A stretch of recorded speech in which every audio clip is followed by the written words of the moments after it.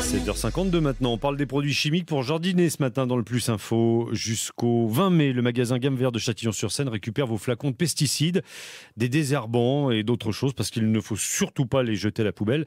D'ailleurs, bientôt, vous n'aurez plus le droit de les utiliser. C'est déjà le cas dans les espaces publics depuis le 1er janvier. On appelle ça le zéro phyto et on va en parler ce matin avec votre invité Stéphane Paris. Vous recevez Jean-Patrick Masson, le conseiller délégué à l'environnement au Grand Dijon. Bonjour Jean-Patrick Masson. Bonjour. Alors le zéro phyto dans l'agglomération dijonnaise, ça se passe bien?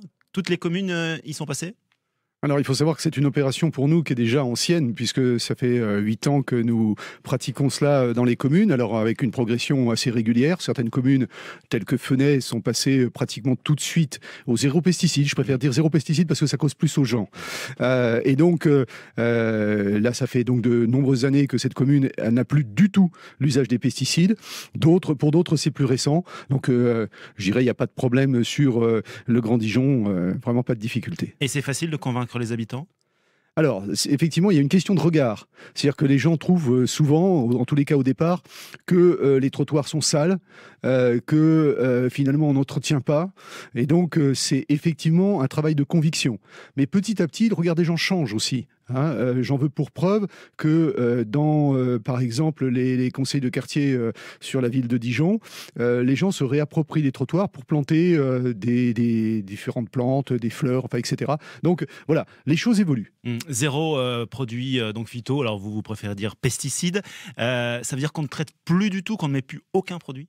Absolument, on ne met plus aucun produit, c'est-à-dire qu'on a des techniques alternatives. Alors, lesquelles? La première, celle que les gens remarquent évidemment, c'est lorsque nous utilisons des brûleurs de telle manière à non pas faire brûler les plantes, oui, mais simplement les dessécher. Si on passe un petit coup dessus, on a des appareils à vapeur également qui font le même office. Il arrive également que certaines fois, il y ait un retour à la binette sur certaines aires particulières. On a aussi des herbages mécaniques, c'est-à-dire des genres de petites herses ou balayeuses qui nettoient et ça va très bien. Et on peut laisser pousser quelques mauvaises herbes par-ci par-là, ça arrive aussi? Mais on le fait volontairement, c'est-à-dire qu'il n'est pas question d'avoir un niveau de propreté, entre guillemets, de désherbage qui soit total. On a besoin des plantes, et puis ça peut être agréable aussi.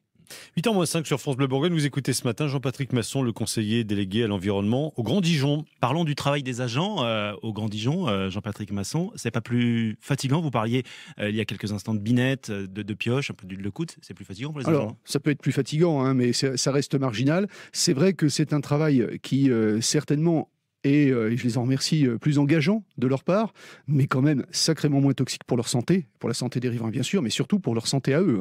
L'obligation lorsqu'on utilise des pesticides, c'est, passez-moi l'expression, la tenue de cosmonaute.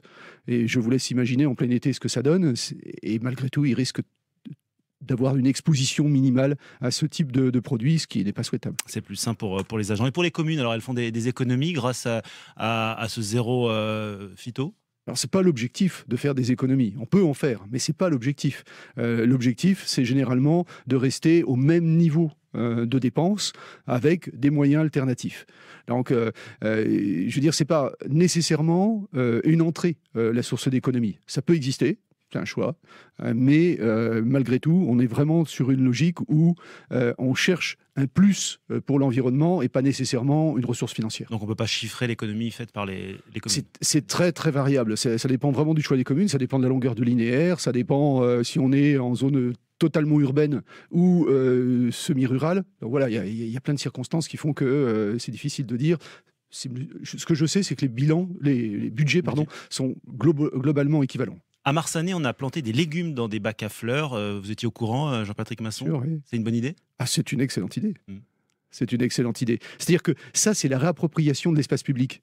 C'est-à-dire que les gens ont eu tendance, parce qu'on les habituait comme ça, à désinvestir l'espace public, considérant que ce n'est pas leur problème. Aujourd'hui, tout ce qui ramène la population à prendre en considération leur espace immédiat, finalement, quand ils sortent de chez eux, est le bienvenu. Parce que, évidemment, ça limite aussi les incivilités. C'est clairement un objectif également. Les dernières questions, je vais vous demander uniquement de répondre par oui ou par non, Jean-Patrick Masson. C'est parti. La première question, elle est facile. Interdire les produits chimiques dans les espaces publics, c'est une bonne idée, oui ou non? Oui, bien sûr. Les interdire chez les particuliers, est-ce que c'est aussi une bonne idée? Également une bonne idée. Donc oui. Entretenir les espaces verts de manière naturelle, est-ce que c'est facile, oui ou non? Non. Ah, non. Non.